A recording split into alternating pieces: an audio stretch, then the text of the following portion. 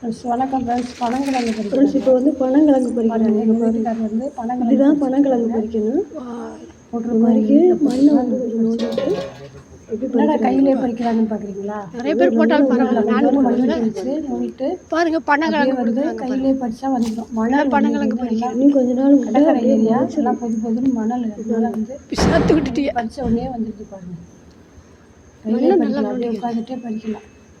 இந்த பனங்கிழங்குல வந்து உள்ள வந்து இந்த வெட்டி எடுத்து அந்த கொட்டையை வெட்டி எடுத்தா எங்கள் ஊர் சைடு வந்து முட்டை மணல் நல்ல கலர் நல்ல மஞ்சள் வந்து அவ்வளோ டேஸ்ட்டாக இருக்குங்க சாப்பிட்றது.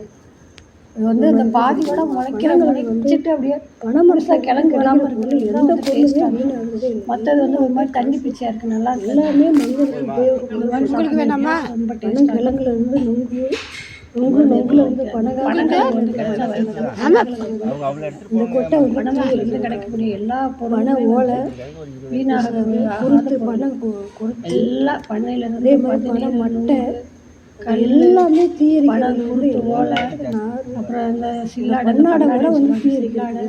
ஒரு சைடு எங்கள் ஊர் சைடில் வந்து சில்லாடைன்னு சொல்லுவாங்க. அது மாதிரி வந்து பனை மரத்தில் எல்லா பொருளுமே காசு. இன்னொன்று வந்து பயனுள்ள பொருள் எதுக்குமே கீழே தூக்கி மட்டையில் குடிச்சாலும் அது மாறும். மனிதன் பயன்படுத்தக்கூடிய பொருள் சொல்லிகிட்டே போன பனங்கிழங்கு ஒரு வண்டு இந்த கொட்டையை விட தென்னை காயம் வந்து உற்பத்தி பண்ணுறது நிறைய. அந்த மாதிரி கடலை கிடைக்கும். வந்து கடலை வந்து ஆற்றங்கரை ஓரங்களில் கம்மாய் சக்கா வாங்கிட்டு போவாங்க. இந்த மாதிரிலாம் வந்து அந்த காலத்துலலாம் வந்து இந்த கம்மாக்கரை வயல் வரப்பு அதில் வந்து பனங்கிழங்கு போட்டு 2 பனைமரம் தான் நிறைய இருந்துச்சு. நான் சின்ன பிள்ளையா இருக்கும்போது வயல் வரப்புகளில் வந்து இந்த பனைமரம் வந்து அதெல்லாம் வந்து மக்களோட ஆசை வந்து எவ்வளோ வயல் விளையாத வரப்பு விளைஞ்சதுனால வரப்பு எல்லாம் வெட்டி எடுத்து தென்னை மரத்தை பனைகளெல்லாம் சாய்ச்சி ஒன்றுமே இல்லாமல் போயிடுச்சு. அதே வந்து சின்ன பேர் அவங்களுக்குலாம் போனால் பனைமரமே பார்க்க முடியறதில்லை. இப்போ இன்னும் கொஞ்ச நாள் போனால் வந்து நம்மளுடைய பிள்ளைகள்லாம் வந்து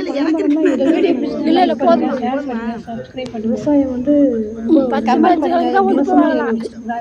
ஆனால் இப்போ பனைத்தொழிலே வந்து ஒரு விவசாய தொழில் வந்து 17 கல் படித்ததெல்லாம் வந்து மக்களுடைய வாழ்வாதாரத்தில் வந்து உறுதுணையாக இருந்தது தான் எல்லாமே. வந்து நீ வந்து கொட்டையெல்லாம் கட் பண்ணி போட்டுட்டு பிராந்தி அது இதை வாங்கி கழுவிட்டு பனங்கல் பன்னீர்லாம் லைட்டாக ரொம்ப நல்லது போட்டு சாப்பிடுவோம். Okay, thank you.